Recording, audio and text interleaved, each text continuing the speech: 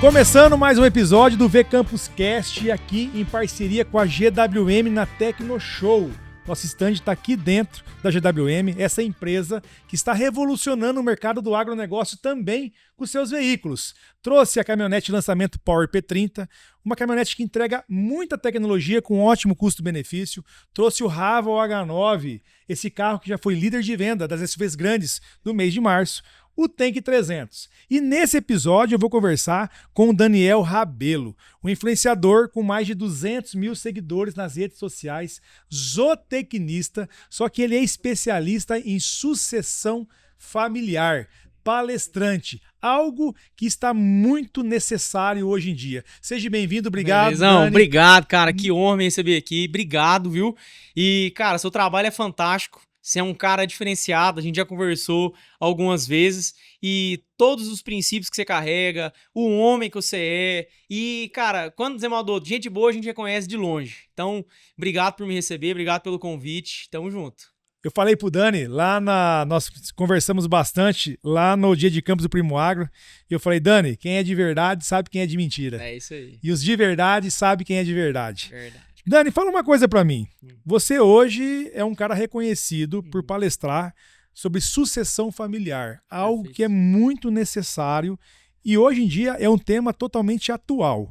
Mas eu quero saber quem que é o Daniel antes das palestras.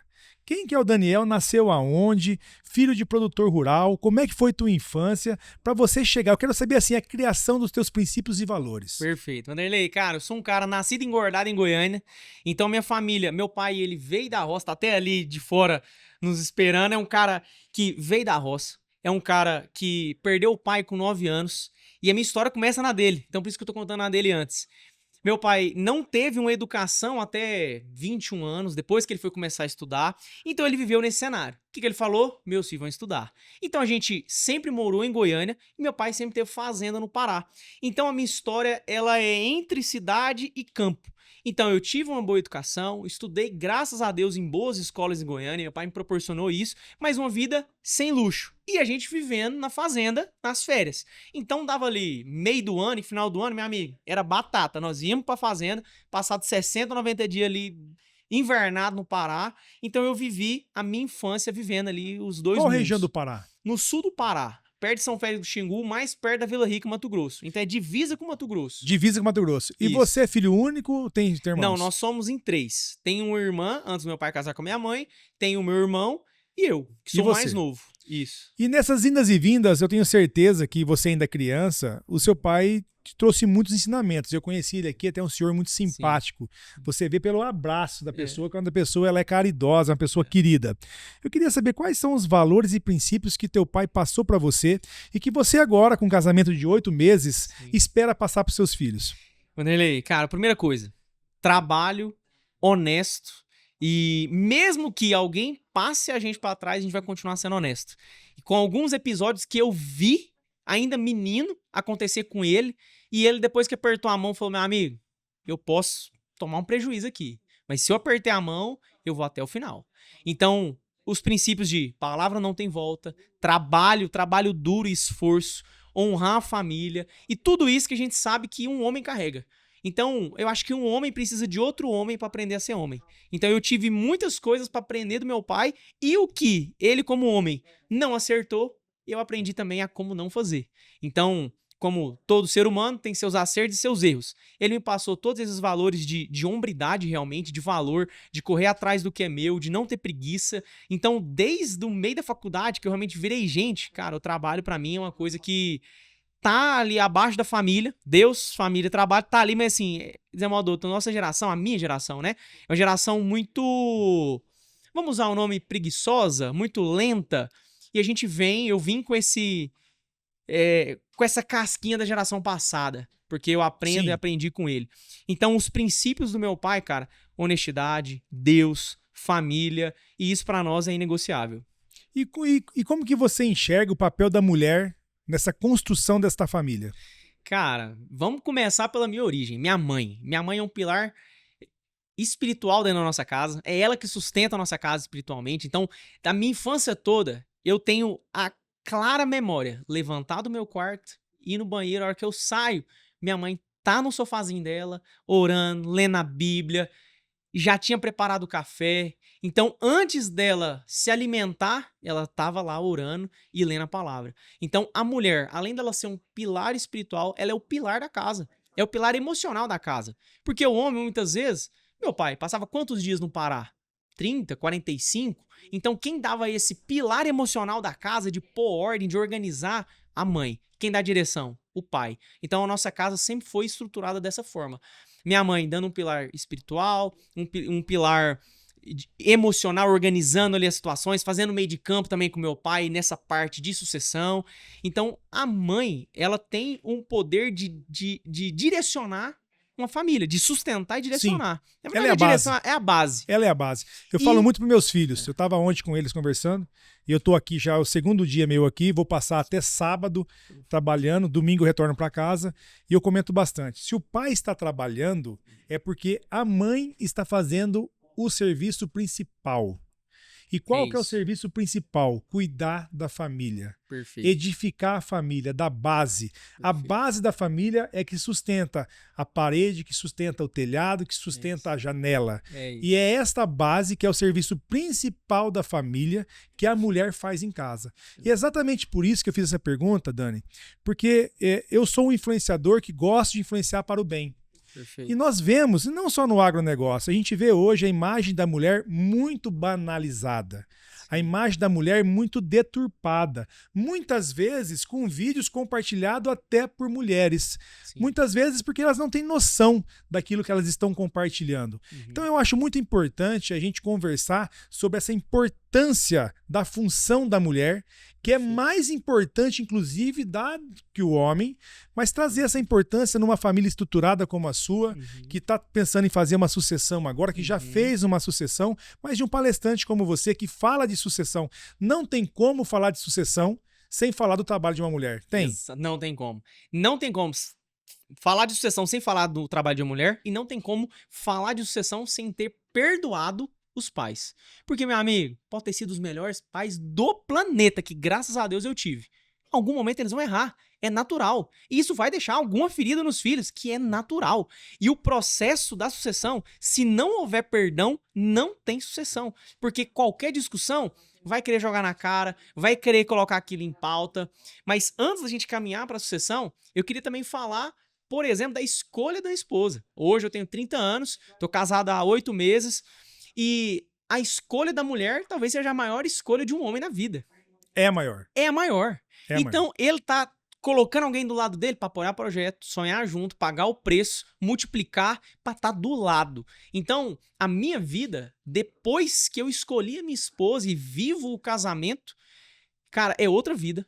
Eu quero apoiar os jovens que estão aí entre seus 25 e 30 anos, baleando ali se vai ou não vai. Meu amigo, casa, Zé Maldoto, vira homem de palavra, vai lá, põe a mulher de honra do seu lado, honra ela até o final, que isso aí não tem nada que tem preço. É a mulher que vai... A mulher tem o poder de duas coisas.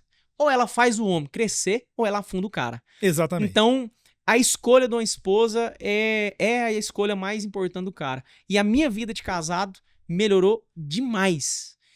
Você concentra muito mais no que você tem que concentrar, que é o seu trabalho. A energia não é gasta com... Cara, nós estamos em casa com vagabundagem, com, sabe, molecagem. Não se gasta energia com isso. Então você está focado na sua família, multiplicar o seu negócio, trocar ideia com a pessoa que está no mesmo objetivo que você, ter uma tranquilidade emocional em casa. E o homem precisa desse apoio. Tendo a mulher idônea do lado, um auxiliador idôneo do lado, ele vai muito longe. Então, graças a Deus, depois do casamento, a minha vida tem sido muito melhor. Agora, Dani, casamento é feito de altos e baixos, como tudo na vida, né? E o que a gente vê muito também hoje em dia, ainda mais após a pandemia, é a separação de casais e muitas vezes com filhos. Eu acredito que precisa ter mais diálogo e precisa ter mais respeito mútuo, mas principalmente esperar o tempo do outro. Perfeito. Eu acredito que a gente tem que se colocar no lugar da outra pessoa sempre. Só assim que nós vamos conseguir manter um relacionamento, seja ele de amizade, seja ele de negócio e seja ele também de casamento. Perfeito. O que você fala hoje com essa experiência que você tem inicial, porque você está há 8 meses casado, sim. Mas já fez a sua escolha. Como que você espera superar as expectativas, as dificuldades da vida com a sua esposa? Vanderlei, só tem um caminho, cara. Conversando. Eu acho que problema vai acontecer, naturalmente, dificuldades nós vamos enfrentar, tanto dificuldades individuais, que um vai ser o suporte do outro, tanto dificuldades dentro do casamento. É natural, é uma vida, é o resto da vida. E dentro das dificuldades, a gente, desde o namoro, resolve conversando. Então a gente tem um índice de problemas muito pequenos, porque a gente evita numa camada antes. Que é, antes de dar o problema, vamos conversar? Cara, isso aqui tá me incomodando. Nossa, isso aqui eu acho tão difícil quando você faz, me machuca, é ruim. Então, antes da gente chegar no nível do problema, a conversa ela faz evitar. Vai evitar todos os problemas? Não. Mas depois que vier, antes de apelar, antes de partir para outras situações, a conversa é o primordial, é o que resolve. E colocar no lugar do outro, ter paciência, entender que, principalmente eu, recém-casado, cara, nunca tinha morado com uma mulher. Então, é diferente. Hormônio, vai ter variação de humor, é natural. Então, ter paciência, conversar. E eu acho que, como tudo na vida, é muito mais sobre o outro do que sobre nós. Então, depois que um homem decide casar, ele tem que entender que ele tá matando uma parte, que é a dele. E agora ele tá para servir a esposa. Então, quando ele coloca a outra pessoa em primeiro lugar, claro que sem deixar em si para trás, mas colocando a outra pessoa em primeiro lugar, ele vai conseguir ter a empatia, ter a compaixão de falar, cara, vamos acalmar os ânimos, vamos resolver da melhor forma, que nós não vamos... E o poder da religiosidade e o poder da fé? Uhum. Eu sempre falo que um casamento não é impossível sem a religiosidade. Uhum. Mas ele é muito mais fácil e tem um caminho muito mais tranquilo quando você tem a religiosidade e a fé do seu lado. Perfeito. Deus edifica um lar. O homem pode comprar uma casa, a mulher dá o lar e Deus edifica esse lar. Exato. Deus traz a tranquilidade, a paz e a calma e principalmente ele traz o caminho, a claridade no momento de dificuldade. É só a fé que traz a esperança de continuar juntos. Muitas vezes vai dar vontade de separar, mas é a fé na palavra de Deus que faz com que o homem entenda, e a mulher também, que o caminho é juntos. É aquele juramento na alegria e na tristeza. Quando se lembra daquele juramento, eu tenho certeza que acalma o coração e fala, calma, esse momento vai passar e nós vamos chegar aonde nós queremos, que é o propósito conjunto. Você acredita que a fé e a religiosidade ajudam na prosperidade do casal? Não, mas sem dúvidas, sem dúvidas. Por quê?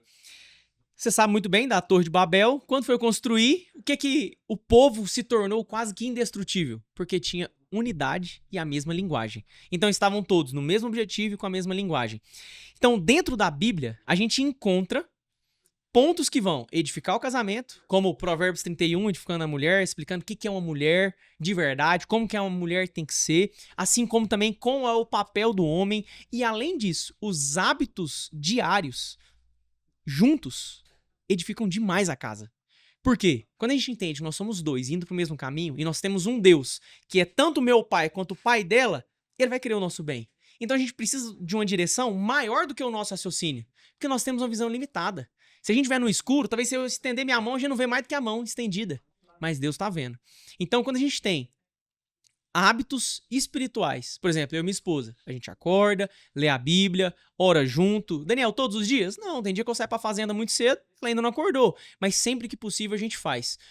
Cultos domésticos, mesmo que eu e ela. Então a gente tem um tempo nosso. E quando a gente tem um tempo nosso com Deus, o casamento ele é edificado. Porque o Senhor está nisso. E uma aliança é uma aliança entre os homens, e a gente se casa na igreja porque é uma aliança com o Senhor. Então é uma aliança de 3 dobras. Que tem mais dificuldade de se romper. Quando é uma aliança só de 2 dobras, ela é mais frágil. Então, a aliança que tem Deus dentro dela é uma aliança mais difícil de se romper. Então, dentro do nosso casamento, nós trazemos muito Deus para o nosso casamento. Porque a gente se casou acreditando em uma união do Senhor, feita por Ele. Sim. Então, quando Deus é o pilar da nossa casa, é o direcionamento da nossa casa, e quando a gente conjuga a mesma fé no mesmo Deus, é muito mais fácil. Então, a espiritualidade dentro do casamento ela é fundamental, não é dentro do casamento, é dentro da vida. Cara, quem somos nós? Igual eu disse, a nossa visão é limitada. sabendo que tem alguém acima de nós que direciona o nosso caminho, que sabe o que é melhor pra nós. Porque tem saída, tem certeza. Saída que às vezes você escolheu por decisão própria e você falou, cara, que burrada que eu dei. E Deus tava te falando, vai por ali, vai por ali. Vou te dar alguns exemplos. Eu tive 2 viradas de chave que pra mim foi muito importante e eu só tomei porque eu ouvi o Senhor e falei, aqui tem Deus, aqui eu vou. Primeiro caminho. Eu tinha uma proposta de ir pro Texas na época que eu tava me formando. Então eu ia terminar minha graduação no Texas e fazer um intercâmbio institucional. E nisso, eu já estava trabalhando em empresa de consultoria. E nessa empresa de consultoria, o dono virou pra mim e falou assim, Daniel, não vai pro Texas, fica aqui, que aqui você vai aprender uma profissão. E eu falei, cara, mas eu queria tanto ir pro Texas, cara. Que experiência, é o que todo mundo quer, eu quero muito. Aí eu fui, ajoelhei, falei, Deus, o que eu tenho que fazer? Fica. Amém. Virei as costas, agradeci a oportunidade que eu tinha, fechei aquela porta e continuei onde que eu tinha que estar. Foi uma primeira virada de chave, ainda muito novo, que eu aprendi demais nessa empresa. Aí eu tive outra. Fui sair de lá. Isso era começo de pandemia, 2019. Fui sair de lá e aí eu falei, Deus, mas, cara, não tem nada. Começo de pandemia, tô começando a minha vida, cara. 6 anos atrás, 7 anos atrás. E aí? Eu vou sair mesmo? O Senhor falou, o seu tempo aqui acabou. Aí eu falei, então se acabou, quem vai abrir a porta é o Senhor. Fechei, descansei. E o tanto que é bom você ser homem com os outros. Mesmo ainda tendo a idade de menino. Mas você ser homem. Que o dono dessa empresa virou pra mim e falou assim, Daniel, desempregado vale menos que um cachorro de rua. Qualquer pessoa que você for fazer reunião, você fala que você está empregado e passa o meu contato. Que eu vou te indicar. E aí, nesse momento, mais uma vez eu obedeci o Senhor, me desliguei, descansei e veio uma outra proposta ainda melhor, que foi ser supervisor comercial, foi quando eu tive uma independência financeira, tive um salto financeiro na minha vida, e aí veio uma outra decisão, que foi, eu estava indo muito bem na supervisão comercial, mas me veio algumas doenças. Fiquei depressivo, ansioso, comecei a ter alguns problemas de saúde, e falei, cara, Deus, eu não quero isso aqui, cara, mas é o meu sustento. Eu nunca ganhei tanto dinheiro. Deus falou, o seu tempo aqui acabou. Eu falei, Deus, mas eu posso sair? O Senhor vai me sustentar? Decisão tomada. E as coisas foram caminhando. Então, quando a gente tem Deus para dar esse norte, para nos ajudar nas decisões, a gente pode até passar um período de dificuldade depois da decisão. Mas você passa sabendo que ele tem um tempo muito limitado para acontecer. Porque vai vir alguma coisa melhor. Porque foi o Senhor que te sustentou. Foi Ele que deu a ordem para você sair. Foi Ele que deu a ordem para você caminhar. E assim como Deus mandou o povo no deserto caminhar, o plano do Senhor era quantos anos? 4. O povo ficou quantos anos no deserto? 40. Por quê? Porque desobedeceu. É uma coisa que eu levo pra mim que é inegociável. É obedecer. Pra mim, o dicionário do Senhor, até tem muita gente que fala, o dicionário do Senhor é obedecer. Exatamente. Então, a gratidão é muito importante também, né? Mas a gratidão verdadeira. Porque hoje em dia as pessoas confundem muito você agradecer, né? Ou muito obrigado pelo que você me fez, eu gostei muito, e você ser grato. Ser grato é diferente de você agradecer. Ser grato é você sentindo o dever de dar a contrapartida. Tipo, você fez algo na minha vida que realmente mudou a minha vida, que fez com que eu tivesse algo de bom com isso, e eu vou te retribuir. Eu vou te agradecer, você grato, retribuindo o seu favor ou retribuindo o que você me fez. Isso é gratidão. As pessoas hoje agradecem, mas não são gratos. A gratidão é um outro sentimento que traz felicidade, paz no coração, mas principalmente ela traz evolução para nossa alma, evolução para nossa vida. Eu não conheço, ou poucas pessoas neste mundo foram felizes se não foram gratas. Todos felizes são gratos. Pessoa grata e feliz não enche o saco de ninguém. exatamente. Não é verdade, isso Dani? mesmo. Agora eu quero saber o seguinte. Então você contou a sua trajetória. Você trabalhou então numa empresa, Sim. né? Saiu dessa empresa. Eu quero saber quando começou então a trajetória tua no agronegócio, tá? Junto com a sua família. Tá. Como é que começou essa história?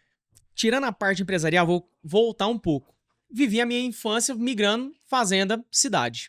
Quando eu fui decidir a faculdade, eu falei, cara, vou ser médico? Cara, não vou. Vou ser advogado? Cara, não vou ler. Vou ser dentista, ficar vendo boca fedida? Não vou. Então vou ser o quê? Falei, cara, o que eu amo é o agro. Beleza. Então eu ia fazer veterinária, não passei no UFG pra veterinária, falei, o que é o mais perto que tem? Que eu não vou fazer cursinho. Fui pra zootecnia. Primeira semana foi o que precisou. Me apaixonei na zootecnia, falei, Deus, obrigado. Que era o que eu queria e não sabia escolher. Caí na zootecnia, me apaixonei. E ali fiz a minha graduação, comecei na faculdade particular, depois fui para a UFG, me formei na UFG e antes de me formar, eu entrei nessa empresa de consultoria que eu te falei. E ali eu, cara, nossa, não sabia de nada. Achava que sabia de alguma coisa, mas não sabia de nada. Ganhei casca, depois fui para supervisão comercial. Só que nesse imbróglio todo, quando eu saí dessa empresa de consultoria, eu já tinha um conhecimento razoável. Eu realmente cresci muito em 2 anos. Trabalhando demais, cara. Eu passava só o domingo em casa e ralando. E aqui meu pai teve um papel muito importante. Quando eu fui para essa empresa, eu comecei ganhando R$0. E meu pai falou, Dani, fome você não passa, eu vou te sustentar, você não vai ter luxo, mas você vai ter o que você precisa, então vai trabalhar. Trabalha para você aprender e aprende, meu amigo. Essa é a moeda que você tá ganhando nessa empresa. E aí eu afundei a cara e fui. E quando eu saí dessa empresa, eu falei pro meu pai e falei assim, pai, eu quero te ajudar. Eu quero ir pra fazenda. E continuava indo pra fazenda quando dava. Eu quero te ajudar, eu quero ser seu sucessor, eu quero ser o braço direito, não quero ocupar a sua cadeira, eu quero ser seu braço direito. Aí ele falou, Dani, aqui não. Não cabe eu e você na fazenda. Ele não falou com essas palavras, mas caça seu rumo, constrói sua história. Porque lá na frente, esquece o patrimônio que nós temos. Constrói a sua vida, lá na frente a gente vê o que a gente faz. E foi a melhor decisão que ele poderia tomar por mim. Por quê? Ele me direcionou para eu realmente construir a minha trajetória. E aí ali, eu fui para essa empresa comercial, tive a minha independência financeira mais aguçada e cresci também no digital. E aí, quando as coisas foram se encaixando, eu falei, pá, agora eu tenho mais tempo para te ajudar. E eu passei a ir mais vezes à fazenda, pegando mais funções, ajudando mais, e aí foi um outro problema. Por quê? Eu tinha um conhecimento de fora, ele tinha um jeito de fazer. E começou a ter conflito geracional. Mas daí você dá um stop pra gente deixar pro segundo bloco. Lógico. Pessoal, vamos encerrar agora o primeiro bloco. Eu tô conversando aqui com o Dani. Ele é um zootecnista, especialista em sucessão familiar. Nós já ficamos sabendo aqui da história dele no primeiro bloco, mas no segundo você não saia daí que a gente vai entrar dentro de cabeça na sucessão familiar. Se você ainda não conhece os carros da GWM, a nossa parceira do VCampusCast, já entra em contato aí pelo Instagram, @GWM Brasil. Agende o test drive na concessionária mais próxima a você. Já já, chega o segundo bloco, não saia daí. Muito obrigado.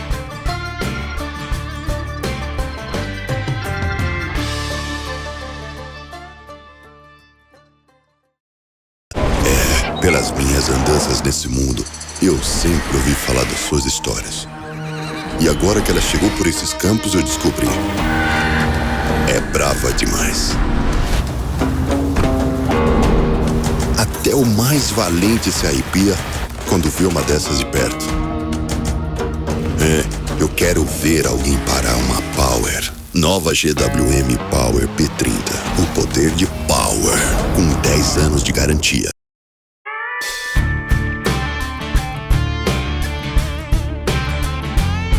Começando o segundo bloco do VCampusCast, aqui com a parceira GWM na Tecnoshow.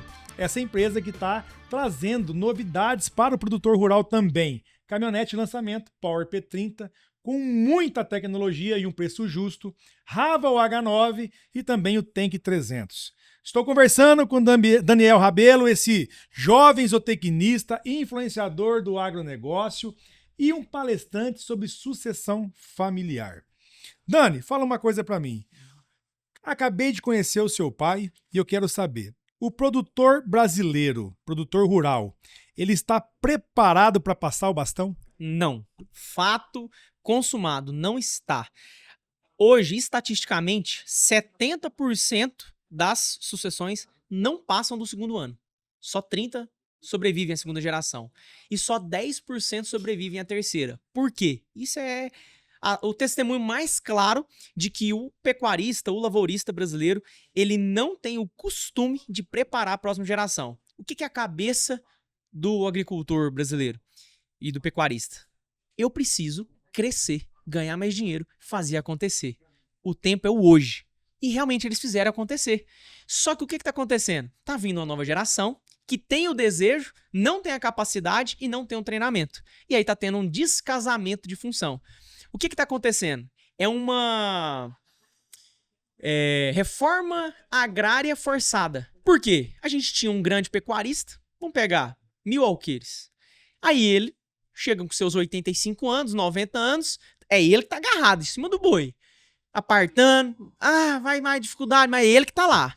Aí esse cara vai e não consegue mais. Ele falta. Morre. O que acontece? Ele tem 3 meninos. Um médico, um advogado e um dentista. Me fala, quem vai tocar o negócio? Ninguém. Cai esse patrimônio no colo deles, eles falam, o quê, meu patrão? 50 milhões? Rapaz, vai pegar isso aqui pro ajuste, dividir pra 3 e a gente descansa. Tchau, obrigado.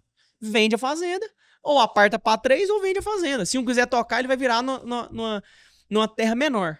Então tá acontecendo essa redivisão há muito tempo no Brasil e nós chegamos num ponto que a nova geração tem desejo de continuar no agro. Só que falta capacidade, falta a técnica do passar do bastão.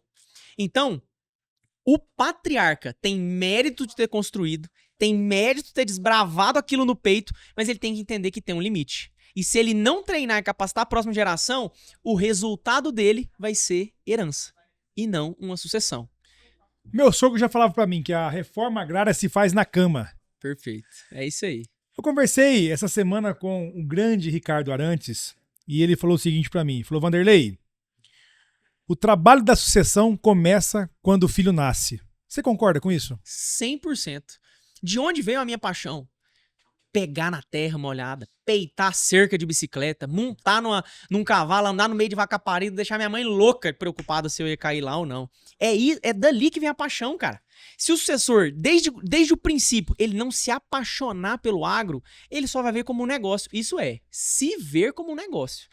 Então, a sucessão, ela realmente começa no berço. Ela começa a hora que o menino nasce. O menino, a menina nasce. E o primeiro passo é se apaixonar.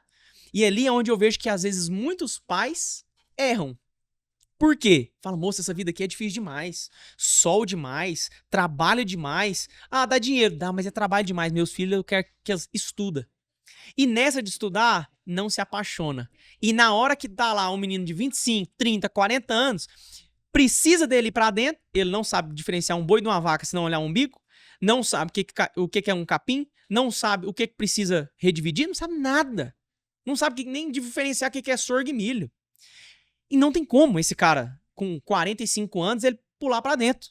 A não ser que ele seja muito garrador e ele peita mesmo e vai fazer acontecer. Então, é gradual. A sucessão, ela é feita de forma gradual. E quanto antes, melhor. Então, os pais precisam se conscientizar e treinar os filhos. Esse papel é o papel do pai. Não quer treinar? Então põe na mão de alguém para treinar. Capacitado para isso. E esse é o meu trabalho. Trabalhar com sucessores, eu sou focado no filho. Por quê? Bambu se torce é verde. O seco, meu amigo, se torcer ele vai quebrar. Então eu tô preocupado com a nova geração. A antiga sabe muito mais que eu e você, que eles já fizeram. Eu preciso se preocupar com o menino, o novo, que tá lá querendo e não sabe nem técnica, nem jeito de falar com o pai, nem nada. Então hoje minha preocupação é com esse cara.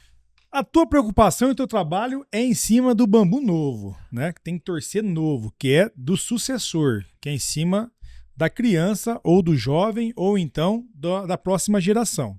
Mas o seu trabalho só vai ser contratado e só vai ser chamado se tiver um conhecimento do proprietário. É ele que vai estar chamando. Dani, vem cá, eu preciso que você planeje a sucessão na minha família. Perfeito. E onde é que está a falta de conhecimento? Onde está o problema da sucessão para esse proprietário te chamar? Falta conhecimento ou sobra ego? Cara, que pergunta boa. São as duas coisas. Falta conhecimento e sobra ego no pecuarista, no agricultor. Por quê? Porque ele acha que o sucessor vai tomar o lugar dele, vai tomar a cadeira dele. E na verdade não vai. O sucessor, ele quer estar ao lado. E o lugar de um bom sucessor não é nem abaixo, nem acima. É do lado. Por quê? Atrás, eu sempre falo que a sucessão é igual uma árvore.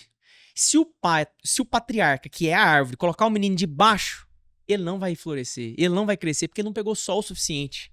Se ele deixa muito longe, às vezes ele não vinga, porque não pegou sombra o suficiente. Mas do lado ele cresce. Porque do lado ele pega um pouquinho de sombra e um pouquinho de sol. E o patriarca, ele tem a visão de que o filho vai tomar a cadeira dele. E não vai. Aquele lugar, aquela sombra já é dele. Só que quando ele tem alguém acompanhando ele do lado, o dia que ele começa a fraquejar, meu amigo, ele tem aonde segurar. Ele tem aonde pedir apoio. Ele tem aonde caminhar junto. E qual que é o primeiro trabalho do sucessor? Sabe qual que é? É onde o pai não gosta. Porque onde o pai tem prazer, O menino não tem liberdade. E aqui que tá um erro de sucessão. Porque o pai quer trazer o menino pra onde ele é bom. Não precisa dele ali. Se você tá com saúde, se você tá tocando um negócio, não precisa. Agora, onde que precisa? Na maioria dos casos, na gestão. Gestão Porque financeira. o pai tá preocupado em trabalhar e o filho vai ajudar na gestão na parte chata. Depois que ele organizou as contas, aí ele começa a crescer aonde o pai já é uma referência. Então, a consciência da sucessão, ela parte do pai, entendendo que o sim e o não é dele. Muito sim, não treina. Muito não, afasta. Se o pai souber dosar o sim e o não, ele vai ter um sucessor capacitado, apaixonado por ele e capaz de continuar o negócio dele. Então, sucessão é lado a lado. Quando eu comecei a caminhar com meu pai, eu falei pra ele, pai, eu não quero tomar seu lugar. Não cabe nós dois aqui na fazenda. Eu só quero estar do seu lado. Porque eu quero começar com um trabalho sujo. É buscar uma peça na cidade? Eu vou. É fazer um rodeio no gado? Eu vou. É vacinar um gado, você tá cansado? Eu vacino.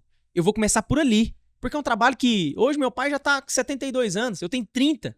Então, meu amigo, se eu trabalhar 3, 10, 20 dias agarrado, eu aguento. E pela natureza, é natural. A idade vai cansando. Então, o papel do filho é influenciar. Porque quem assina o cheque é o pai. E ele sempre vai assinar o cheque, até o dia que ele faltar. Então, o papel do filho não é querer tomar decisão. E aqui vem o erro de muito sucessor, que é querer peitar. E nessa briga, o sucessor sempre vai perder. Porque o dono da caneta é o pai. Ô Dani, vamos deixar claro para quem está nos ouvindo agora a diferença. Eu sei que você já respondeu essa pergunta milhares de vezes, só que ela é necessária. Perfeito. Para quem está assistindo entender a diferença de um herdeiro e de um sucessor. Show. Explica praticamente o que é um herdeiro e o que é um sucessor. Herdeiro é herdeiro por direito. Se ele é filho de alguém que tem uma posse, ele tem herança sobre a posse. Agora, quem vai continuar a operação, quem vai continuar o negócio é o sucessor. É quem vai continuar a próxima geração do que é feito hoje. Então, se um filho tem um pai que tem um patrimônio, ele é herdeiro. Sim. Se ele quer continuar o negócio do pai, ele é um sucessor. E aqui que vem a diferença dos homens e dos meninos. Tem muito herdeiro querendo ser sucessor e não está capacitado para isso. E tem muito pai querendo que o herdeiro vire sucessor, mas não quer dar liberdade para ele. Então, é um equilíbrio. Sucessão é equilíbrio. E um ponto que eu sempre falo que é, na sucessão, você não tem que estar disposto a ganhar na sucessão. Você tem que estar disposto a, o que eu estou disposto a perder para minha sucessão dar certo? Eu estou disposto a perder um pouquinho de dinheiro para meu filho treinar? Eu estou disposto a perder um pouquinho de tempo conversando com meu filho, ensinando ele? Eu estou disposto a ter uma paciência de ir com meu filho comprar um gado e ensinar ele a comprar o gado? Então, o que eu estou disposto a perder para ganhar a sucessão? Isso para mim que é o ponto. Na verdade, eu vejo que é quase que um cabo de guerra, né? Você tem de um lado um filho querendo trabalhar e querendo continuar tudo que foi feito na família. Perfeito. E você tem um pai que não quer largar o bastão, que não quer deixar com que o filho continue, porque ele fez tudo aquilo e ele conseguiu e ele cresceu e que o filho não tem capacidade no julgamento dele para continuar. Só que nesse jogo de cabo de aço, de guerra, quem é mais forte sempre é o proprietário, que é quem tem a caneta e quem tem a escritura da terra. É isso. Só que o proprietário, muitas vezes, ele acaba se iludindo que o sucessor ele vai acabar perdendo dinheiro, só que daí ele coloca todo o patrimônio a perder, porque um dia ele vai faltar. É isso. E quando ele faltar, e pode ser que não seja hoje, mas possivelmente amanhã, esse patrimônio vai acabar. Porque não tem quem saiba lidar ou quem saiba trabalhar com essa terra. Então, analisando de uma forma muito fria, né, é uma baita de uma burrice para um proprietário rural não criar um sucessor na sua família. É quase que uma venda antecipada do seu imóvel a preço baixo. Exatamente, é isso. Sabe qual que é a diferença de um sucessor para um patriarca na prática? Experiência. Olha só, eu tenho um cliente que eu atendo ele, e é o pai e o filho. Então, uma filha que faz parte da parte do financeiro, e é uma família, cara, extremamente assim, cara, que família fenomenal, bom demais. E aí, esses dias, a gente tá com um movimento muito grande de gado, comprando e vendendo. E o pai se acidentou. E o filho teve que partir pra dentro do negócio com mais afinco ainda, ele já estava. E aí me deu uma ideia que eu falei, eu vendo aquilo acontecer, eu falei, sabe o que diferencia? Os dois estão indo pro mesmo objetivo, estão alinhados na compra. Todo mundo sabe o que tem que fazer. A diferença do pai e do filho é, quantas vezes o pai já comprou um boi? Quantas vezes o filho já comprou um boi? Na mesma negociação. Quando tem o pai treinando o filho na negociação, a assertividade da compra é muito maior. E quando o filho tá sozinho, ele pode até fazer um bom negócio, mas ele fica assim, será que eu tô fazendo um bom negócio? E é normal. E como é que ele vai ganhar casca? Fazendo. E como é que ele ganha casca sem errar? Com o pai do lado. Então, isso dá casca pro cara. Então, quando o pai... E aí, olha só que interessante. Nesse movimento, eu cheguei pra eles no final da consultoria e falei assim, ó, nós vamos entrar comprando agora, é o nosso momento. Aí o pai virou e falou assim, nisso eu sou muito bom. E riu. Sim. Eu falei, cara, é isso. Então a insegurança do filho é porque fez pouco negócio. E a segurança do pai é que ele já fez muito negócio. Muito negócio. Então quando junta essas duas coisas, o pai tá treinando o filho. Pra que o dia que ele faltar, quem vai ser o bom de negociação? O filho. E o dia que ele puder mandar o filho primeiro, meu filho, vai lá, tô cansado, não quer ver esse gado não, 400 km daqui, vai lá e resolve. Ele tem segurança que o filho vai comprar bem. Então, é tempo, é sol na nuca. É isso que faz o sucessor ser capacitado. Nós conversamos aqui sobre o sucessor, e para mim o sucessor é aquele filho que tem vontade de suceder. É aquele filho que tem vontade de continuar o negócio da família. Mas na geração de hoje também, a gente sabe, Dani, que você é uma agulha fora do palheiro. Nós sabemos que a nossa geração ela sofre da falta de vontade. Perfeito. Da falta de vontade de trabalhar, da falta de objetivo, sim, da falta de necessidade. Para mim, a necessidade é ela que faz campeões. Perfeito. Quando você precisa nadar, você aprende a nadar. Perfeito. Quando você precisa correr, você aprende a correr. Quando você precisa ganhar dinheiro, você começa a aprender a ganhar dinheiro. O problema, muitas vezes, é que a nossa geração não tem a necessidade. Ele não precisa. Uhum. E daí você não tem pessoas que têm vontade de virar um sucessor. Sim. Como é que está essa nossa geração? Você tem também conversado com muitos alunos, muitas pessoas nas faculdades. Como que está a vontade dessa nossa geração de trabalhar? A turma tem vontade de ganhar dinheiro. Vontade de trabalhar é outra prosa. Então a gente vê uma turma entusiasmada, mas na hora de pôr a mão na massa, fala, ah, não, moço, tem um caminho mais fácil, não? E não tem um caminho mais fácil. É só fazendo.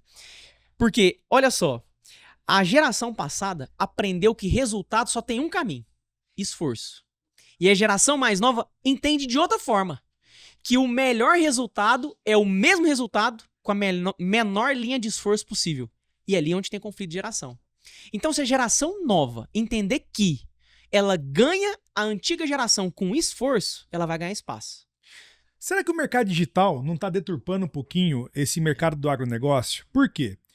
Eu sempre aprendi, e não sou filho de produtor, mas eu sempre aprendi com os pais e avós da minha esposa, que são produtores rurais, que fazenda é fazendo. Todo dia você vai fazendo algo e vai transformando uma fazenda que ela é inacabada. A fazenda você não acaba. Você tem trabalho nela por gerações a vida inteira. Só que hoje, a geração nossa, ela aprendeu a ganhar dinheiro muito fácil, às vezes na internet, às vezes com um lance eletrônico que dá certo, um app. E ela vê alguns casos de pessoas que ficam milionários ou que ganham dinheiro de uma forma muito simples. E elas acham que aquilo é uma regra. E daí, ela é um herdeiro e não se torna um sucessor. Por quê? Porque ficar fazendo todo dia é muito cansativo. Ficar fazendo todo dia para ganhar aquele valor mensal é muito labutante.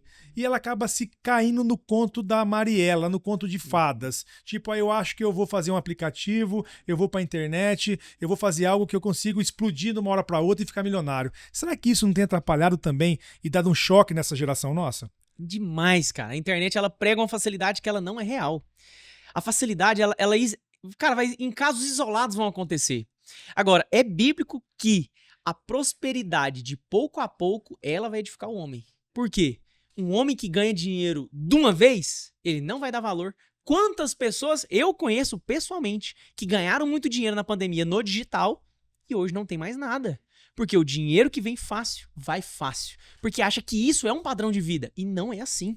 Então, bem Aventurado é o homem que consegue prosperar pouco a pouco, porque ele, cada dia mais ele vai calejando ao ponto de sustentar o que ele tá ganhando.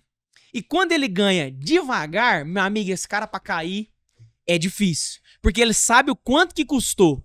Então, a facilidade pregada, primeiro que ela é ilusória, elas são pra muito poucos que acertaram na veia do negócio, e eu não acho que é o melhor caminho. Por quê? Quando você estoura, caiu um monte de dinheiro. Primeiro, você vai gastar à toa, você não vai investir, não vai gerar uma renda passiva. Meu amigo, não vai estruturar. É isso. Então, sim, o digital deturpou o trabalho. E pior do que isso, o sucessor vê tantos trabalhos fáceis sendo vendido, que na hora que o pai convida para uma lida que vai edificar, para um trabalho que um sucessor, quando na vida, eu falo isso direto, cara. Se eu trabalhar a minha vida inteira, talvez eu não construa o patrimônio que meu pai construiu. Porque quando ele comprou uma terra, a terra era muito barato. Hoje, meu amigo, você tá doido. É muito caro. Então, se eu trabalhar a minha vida inteira, talvez eu não construa o patrimônio dele. Será que sucessão não é o melhor negócio da vida de um sucessor? Porque talvez ele tá querendo ganhar o mundo lá fora, sendo que ele já tem alguém que pagou o preço por ele dentro de casa. Ah, mas meu pai é muito chato. Ah, mas meu pai é muito difícil de lidar. Meu amigo, você acha que seu patrão vai ser bom? Você acha que a vida vai ser tão doce com você assim?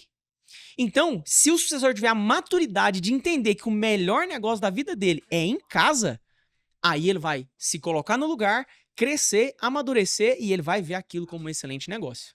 Agora, fala uma coisa pra mim. O agronegócio passa por dificuldades. E eu conversei hoje aqui, inclusive, com o Rafael Barra, um grande amigo. Eu falei, Rafa, o agro, ele é incompetente em colocar as suas informações nas redes sociais e na mídia, em fazer o seu marketing de qualidade. Um setor que tem 30% do PIB, ou seja, tem dinheiro, ele é atacado e não se defende por incapacidade. E daí, nós estamos falando isso por quê? Nós temos produtores quebrados, mas nós temos muitos herdeiros por aí que estão vivendo de aparência no agro, não tem não? Demais, cara. Moça, esses dias saiu uma notícia que os herdeiros de Goiânia compravam... Herdeiro nada. A turma de Goiânia comprava caminhonete e ia no barro pra sujar a caminhonete pra parecer que tava vivendo a vida da lida, cara. Essa é a vida de aparência da juventude, cara. E nós estamos vivendo uma situação tão difícil porque o agro, realmente, ele não tá do cenário mais atraente do mundo. Uma pecuária antes do Plano Real era 37,5% de margem. Hoje, pro cara ter 15, meu amigo, ele tem que remar. Então, pro sucessor ver aquilo como um bom negócio, ele tem que querer. Porque, realmente, se ele pegar o patrimônio para 1% nos juros, no banco, ele realmente vai ganhar um dinheiro muito mais fácil. Mas será que ele vai ter liquidez? Será que ele vai ter segurança no banco? Não, Daniel, tem segurança no banco. E o que aconteceu agora com o Banco Master? Então, se o sucessor entender que o agro, mesmo passando por dificuldade, é o melhor negócio do mundo, por quê? Meu amigo, eu e você não vamos continuar comendo pro resto da vida. A China não vai diminuir o tanto de boca que é pra comer. A Índia não vai diminuir. Nós somos o celeiro do mundo. O Brasil precisa alimentar o mundo. Nós estamos vivendo uma fase difícil, mas o agro, na perenidade, o agro sempre vai ser próspero. Não tem como o agro não ser próspero. E se a gente entender que existem ciclos, eu nunca vi um pecuarista ou um agricultor que trabalha, meu amigo, certinho, eles quebrar, a não ser quando ele quer dar um passo maior do que as pernas. A gente tem um nível de endividamento muito alto, porque é cíclico. Há 3, 4 anos atrás, a gente tinha soja de 180. Hoje não tem mais. Quando a gente tem esse gap de mercado, vai sim existir uma quebradeira, uma dificuldade de crédito. Agora, no próximo, hora que nós tivermos uma alta, o mercado gira. Aí vai voltar os meninos da pecuária de novo, vai voltar aquela baroiada pra todo lado. Então é cíclico. E o agro é igual ouro. Você já viu ouro ser um mau negócio? Não, sempre bom. Terra é do mesmo jeito. Eu falo que o Brasil é a geladeira do mundo. Perfeito. Nós vamos ser a cozinha do mundo nos próximos 50 anos. Você falou em China. Eu quero entrar num contexto ou num assunto bastante delicado. Eu vejo que o agronegócio é feito de gigantes, que não por todos, eu não quero aqui agora classificar todos os produtores rurais, mas eu vejo que tem muita gente que sofre de ingratidão. Nós temos hoje o mercado chinês comprando 50% da carne brasileira. 50% de toda a carne que é exportada do Brasil vai para a China. Nós temos um mercado chinês presente comprando muita soja brasileira. A maioria da soja produzida no Brasil vai para a China. Nós temos parceria comercial da China com o Brasil gigantesca. E por um outro lado, eu vejo que a classe do agronegócio é uma das classes que mais criticam as parcerias com a China. Por que acontece essa incoerência? Cara, às vezes falta de visão, falta de maturidade comercial. Por quê? Nós também temos que entender que a China, ela é sim um grande, talvez o maior, talvez não, o maior parceiro comercial do Brasil. Só que não é só do Brasil, é do mundo. Então a China, ela é necessária para o mundo. Porque onde se tem uma alta densidade populacional, um país não é autossuficiente, ele vai precisar trazer de fora. Porque ele tem mais gente do que ele é capaz de produzir. Esse lugar é um lugar comprador. Esse lugar comprador, e nós somos o quê? Vendedores. Se nós temos um comprador e um vendedor, vai dar o quê? Gambira, meu amigo. Vai dar negócio. E o nosso produto é barato. Então, se a gente tem uma soja barata, uma carne barata, e nós temos um comprador que tem gente com fome para comer, vai dar negócio. Agora, a China, ela tem um poder muito grande sobre a mercadoria brasileira. Porque se ela fecha a janela de compra 60 dias, nosso mercado vai sentir. E se ela aumenta em 60 dias, nosso mercado vai subir. Então hoje ela, querendo ou não, ela tem sim um controle mercadológico no Brasil. Agora, não é um monopólio, mas ela tem uma grande influência. É um grande parceiro. Exatamente. E é uma influência porque ela consome demais. Exato. E nenhum país consegue consumir como ela. E nós produzimos demais. Exato. O que eu vejo muito é produtor falando, mas a China vai comprar o Brasil. E daí eles começam a terceirizar uma responsabilidade que ela não é chinesa, ela é brasileira.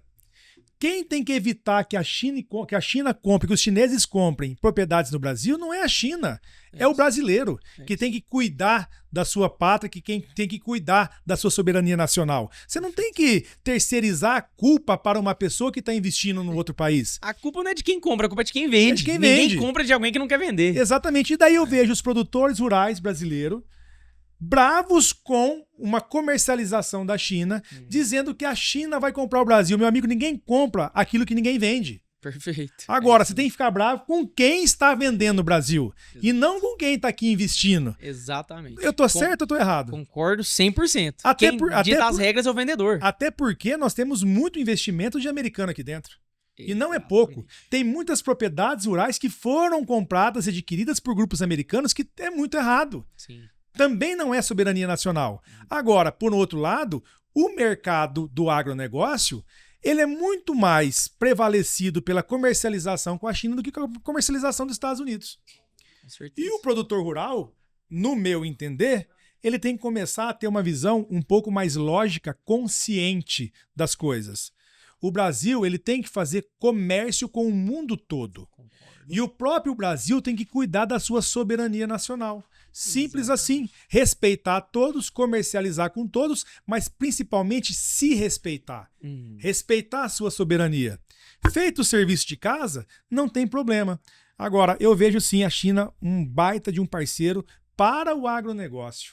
E eu vejo que o produtor rural tem que parar de ser ingrato diariamente. Eu falo isso, sabe por quê? Nós estamos aqui no stand da GWM. A GWM é uma empresa chinesa, trazendo tecnologia para o Brasil. Trouxe caminhonetes agora Power P30, trouxe o Raval H9, trouxe o Tank 300, o Raval 6. Mas eu não quero falar sobre os carros. Eu quero falar sobre a concorrência. Perfeito. Sobre a concorrência. E não somente sobre a GWM. Eu quero falar sobre a concorrência automobilística que influencia muito positivamente no bolso de você, que é cliente, que é brasileiro. Você não precisa gostar do carro chinês. Agora, é uma burrice muito grande se você achar que o carro chinês não faz bem para você, para o seu bolso. Porque a concorrência força quem está no mercado a aumentar a tecnologia e cair o preço. Você passa a pagar mais barato no carro que você gosta, com um nível maior de tecnologia. Tô errado, Dani? Não, de forma... a concorrência ela é bom pra todo mundo, cara. A concorrência ela é boa em qualquer segmento, porque a concorrência vira uma disputa de preço, vira uma disputa de tecnologia, vira uma disputa de mercado. E quem tem market share é quem tem argumentos para isso. Então a concorrência ela é boa em qualquer segmento, seja carro, seja... Meu amigo, qualquer segmento a concorrência é boa. Então, quanto mais empresas investirem no Brasil, trazerem tecnologias para o Brasil, mais o Brasil vai crescer. Com toda certeza. E isso É em qualquer segmento. E nós temos sim que estar abertos à tecnologia e entender o que faz sentido pro Brasil. Fala uma coisa pra mim agora, vamos voltar pro tema de sucessão. Se você pudesse dar um conselho para um pai que tá com um filho e ele precisa fazer um sucessor, qual seria esse conselho? Se você é pai, você tem um filho que você quer tornar ele sucessor, você sabe que você tem o maior ativo do mundo, que é o ativo dentro de casa. É o seu filho. É a coisa que você melhor fez na vida, que é o F1. Você junta um macho e uma fêmea, faz um F1. Você tem um F1, meu amigo, que ele tem que ser melhor do que você. O orgulho de um pai é ter um filho melhor do que ele. Se você não quer o seu filho melhor do que você, o problema não tá nele. O problema tá em você. Conselho que eu posso te dar, e me ouça como um filho, porque eu não tenho idade pra te ensinar nada, mas eu tenho idade pra te conscientizar, pra te mostrar uma outra visão. Então me ouça agora como um filho. O seu filho só quer atenção, mérito, porque ele quer ouvir, nossa, meu filho, parabéns, reconhecimento, e ele quer ser treinado, ele quer a proximidade, ele quer a sua atenção. Se você der atenção pro seu filho, se você treinar ele, ele vai ser melhor do que você. E quando ele gerar frutos, esse vai ser o seu fruto aqui. O maior fruto de um líder é o quem? O liderado. O resultado do liderado é o resultado do líder. Então, se um pai souber treinar um filho, quando esse filho começar a dar resultado, o pai vai colher disso também.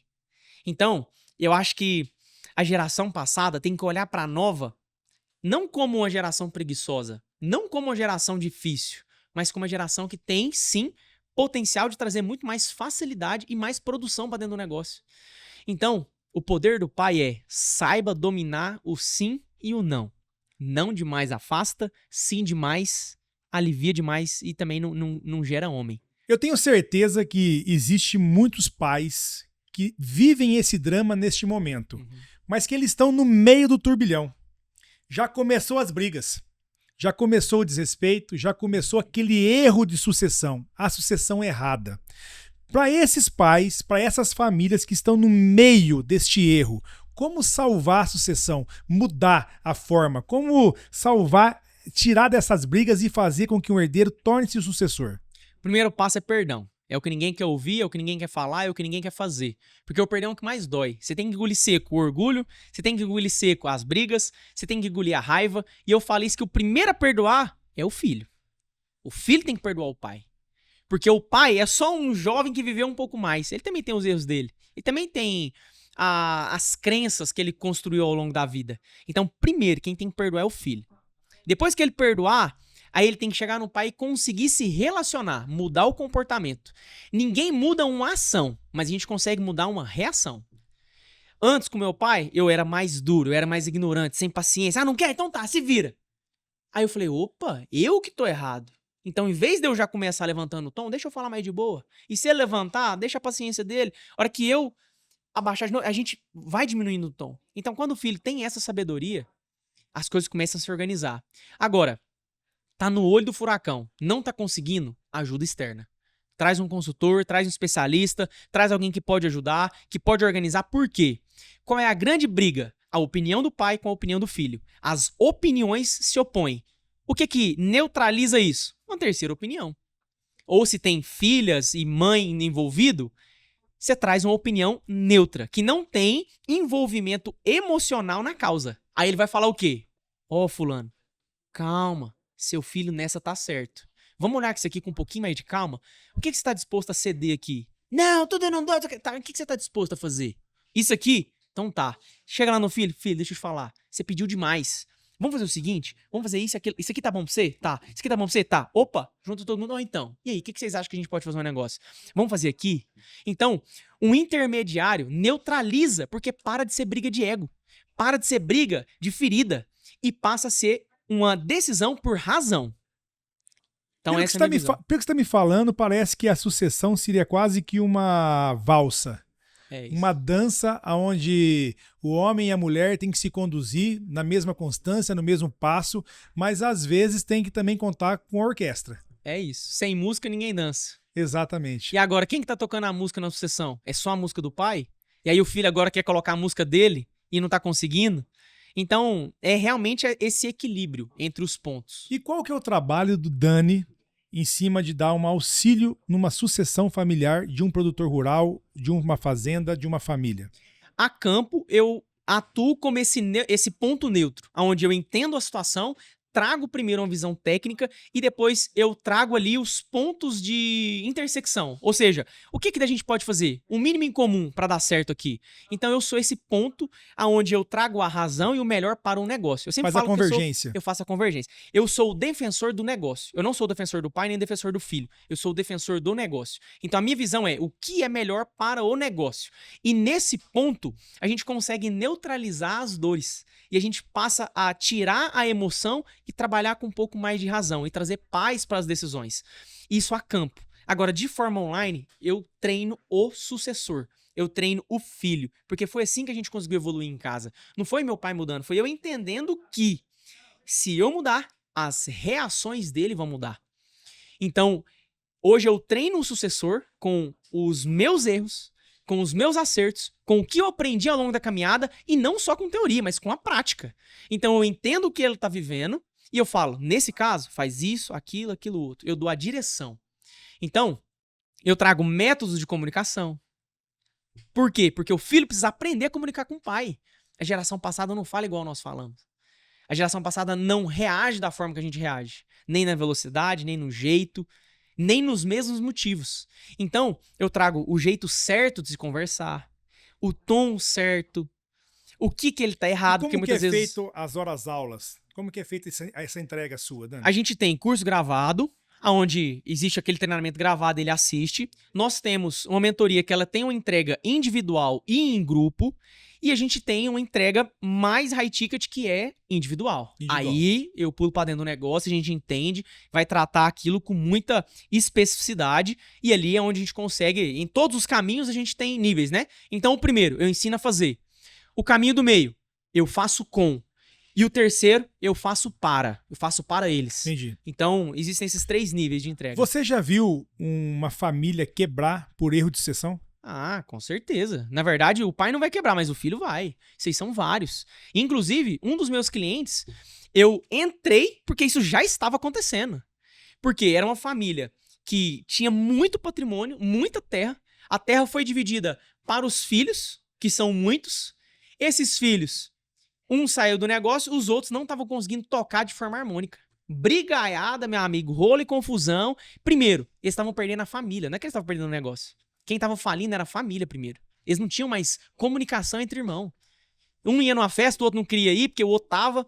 E aí, em segundo plano, por estar perdendo a família, eles estavam perdendo o negócio. O negócio estava afundando. Sim. Me chamaram, Daniel, nos ajuda aqui. Falei, opa, primeiro, o que você está disposto a perder? Você está disposto a falar mais baixo? E você, está disposto a isso, aquilo, aquilo outro? E você, está disposto a não receber tanto? Orquestramos, colocamos ordem na casa. E aí agora nós estamos construindo um plano de negócio. Então, sim, sucessão quebra. Uma sucessão mal feita quebra um negócio. Enquanto o pai tem saúde para tocar, ele se vira, ele já sabe, ele já aprendeu. Mas se o filho não aprender, isso não é nem se vai acontecer, é quando vai acontecer.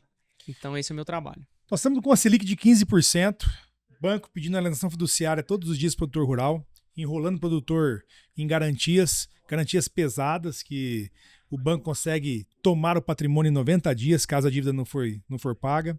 Nós temos um agro endividado.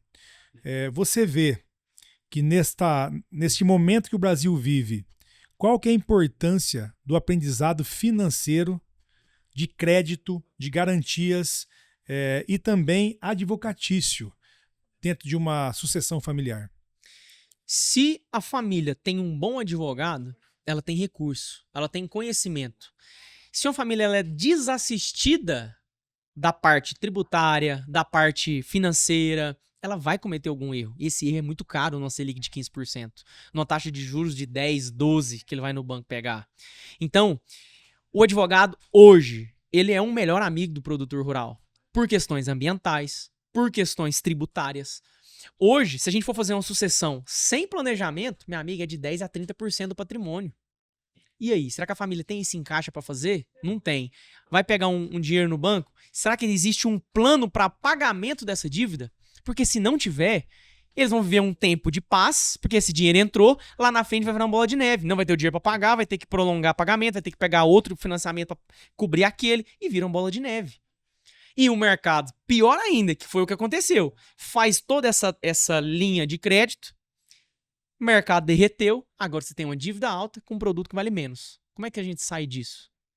Alongando dívida, dando um passo para trás para dar 2 para frente, tendo um advogado bom do lado para falar, essa dívida você pode prolongar, essa você não pode, vamos fazer isso, aquilo, outro. Então o advogado, hoje, ele é o melhor amigo do produtor. Nós estamos falando aqui de dívidas de advogado, nós estamos falando de um agro que passa por dificuldade, mas nós temos que falar também de culpa. Perfeito. Por quê? Porque tem muito produtor rural que ele cresceu impulsionado. Ele comprou suas fazendas, trabalhou a vida inteira, só que ele também contraiu dívida. E daí nós temos hoje herdeiros ou sucessores que culpam a dívida da família. Que vê o pai endividado hoje e fala, mas pera lá, você endividou toda a família. O que você falaria para esse herdeiro, para esse sucessor, que hoje culpa o pai e que talvez esse seja o ponto de maior embate entre as gerações? Um pai que fez, que criou, que comprou a propriedade, mas que infelizmente neste momento que o Brasil passa acabou se endividando. E ele sente uma culpa e, na verdade, um dedo apontado para cima dele do seu filho dizendo que ele se endividou. É muito fácil. É só esse sucessor ir lá e construir o patrimônio que o pai tem. Ele tem o direito, ele tem tempo, ele tem idade, ele tem energia. É fácil. Fala, eu não quero sua dívida, eu vou construir o meu. E aí? Porque o mérito do patrimônio e o demérito da dívida é sim do patriarca. Mas se ele tem sucesso ou fracasso, o problema é dele, não é do sucessor. O cheque, o patrimônio continua sendo do pai. Então, esse sucessor, na verdade, ele não entendeu o papel dele. Ele queria ser um herdeiro. Então, se o filho vai receber uma herança ou uma dívida, honre o sangue que você carrega, honre a geração passada que pagou um preço e outra, aprenda. Porque eu aprendi também com os erros do meu pai. Meu pai nem só acertou. Se você viu seu pai errar nisso, fala, cara, eu vou ser o melhor nessa questão que meu pai foi ruim. Porque eu não vou cair onde ele caiu. Então, se você já sabe aonde ele errou, não erre no mesmo lugar. Você já viu algum irmão virar inimigo de outro por questão de sucessão? Ah, não, mas isso aí não é um nem dois, não, né? É muito? É muito que acontece, cara. E isso não é só de muito patrimônio pequeno. E como que é essa conversa entre irmãos? Que os dois são filhos do mesmo pai, só que ele quer ser o sucessor, o outro, ele não quer ser sucessor, mas ele também não quer deixar que o outro seja. Ele quer que todo mundo seja herdeiro. E existe esse embate. Como que funcionaria o seu trabalho em cima dessa questão? Aí nós temos que ir pro cabeça. Porque se ele ainda tá vivo, ele pode resolver o problema. Se ele já não tá presente, aí, meu amigo, a fogueira já tá acesa há um tempo. Então, se o patriarca tá vivo, a gente pode remediar essa situação antes que ela aconteça. Porque é fácil de se ver. Um pai conhece o filho. Ele sabe o filho que pode dar problema. Ele sabe o filho que não dá problema de jeito nenhum. E esse pai, ele pode criar um ecossistema. E eu não tô falando de só ser uma holding, mas ele pode criar uma governança onde ele coloque ali os pilares. Ele pode criar um salário pro filho que ajuda. Ele pode direcionar qual fazenda ele vai deixar para cada filho. Porque qual que é o grande problema? Quando um filho é sócio do outro. Agora, quando cada um tem a sua parte, cada um faz o que você quiser. E o pai tem esse direito. Agora, os filhos não. Agora, Daniel, bambu já gemeu, meu amigo. Não tem jeito. A bomba já estourou. Tem que resolver entre os irmãos. Aí, realmente, é que a gente separa quem é de quem só parecia ser. Porque entre irmãos que querem o bem pra todo mundo, se resolve num estralo de dedos. Agora, quando tem um que quer ganhar mais do que o outro, ou quer atrapalhar, aí, meu amigo, é aqueles trabalhos de 15 anos de inventário, aí é dor de cabeça. E quem mais ganha com isso, sabe quem é? O advogado.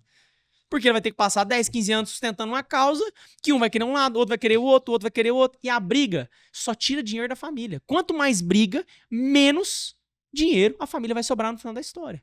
Então, quando se existe bom senso e se resolve entre si, mais patrimônio vai sobrar para a família. Quanto mais briga, mais perca.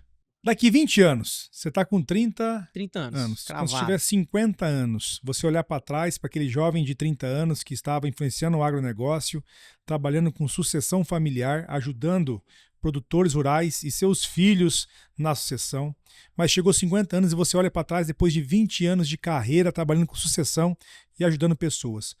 Como você quer ser lembrado? Quem sou eu para ser lembrado sobre isso? Mas Elias recebeu um comando: que o coração dos pais se voltem aos filhos, que o coração dos filhos se voltem aos pais, para que eu não me ire e não castigue essa terra. Se eu fizer isso, um pouquinho só a minha parte, só catar a minha ostrinha lá no mar, eu vou estar muito satisfeito com o meu trabalho. Então, o que eu planto hoje é voltar o coração dos pais aos filhos e dos filhos aos pais. Eu sei que o fruto do meu trabalho, ele já tem vindo, graças a Deus, a passos largos. E a gente vai voltar no começo do podcast. Por quê? Por obediência.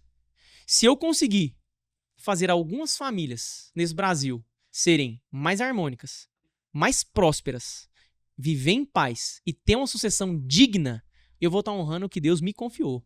Porque eu não sou o único chamado. Eu não sou o capim alecrim dourado. Só que eu ouvi, eu obedeci. Então eu sei que tem muitos antes de mim que poderiam ter sentado na minha cadeira, mas talvez não quiseram tomar os tapas na cara. E eu falei pro Senhor, eu estou disposto. O Senhor precisa de um disposto e eu me disponho. Então eu estou disposto a apanhar, eu estou disposto a ajudar a resolver briga, eu estou disposto a carregar o meu fardo. E eu sei qual é o meu fardo. Que daqui 50 anos, se eu for fiel à palavra que o Senhor me confiou, eu vou olhar para trás e falar, ô Daniel, valeu demais, cara. Segue firme aí que esse é o caminho. Então, se eu não, que eu tenho certeza no que eu estou fazendo, quando eu chegar com 50 anos, eu tenho certeza que eu vou olhar para trás e eu vou lembrar desse podcast e falar, quando eu tinha 30, eu estava plantando a palavra que o Senhor me confiou. E isso vai alegrar o meu coração. Porque eu sei que hoje, graças a Deus, depois de muito rodeio, eu estou no centro da vontade de Deus, fazendo o que Ele espera de mim, pagando o preço que eu tenho que pagar, que não é fácil. E eu estou disposto a carregar o meu fardo. Eu não tenho dúvida que vai dar tudo certo. Já deu tudo certo. Conversei com o Daniel Rabelo, esse jovem zootecnista, um cara que é um palestrante de sucessão familiar, um cara que tem Deus no coração, que tem a sua esposa em primeiro lugar na sua casa, um cara que honra pai, honra mãe, um cara de palavra, de opinião e principalmente, né, um cara, filho de Deus e meu amigo.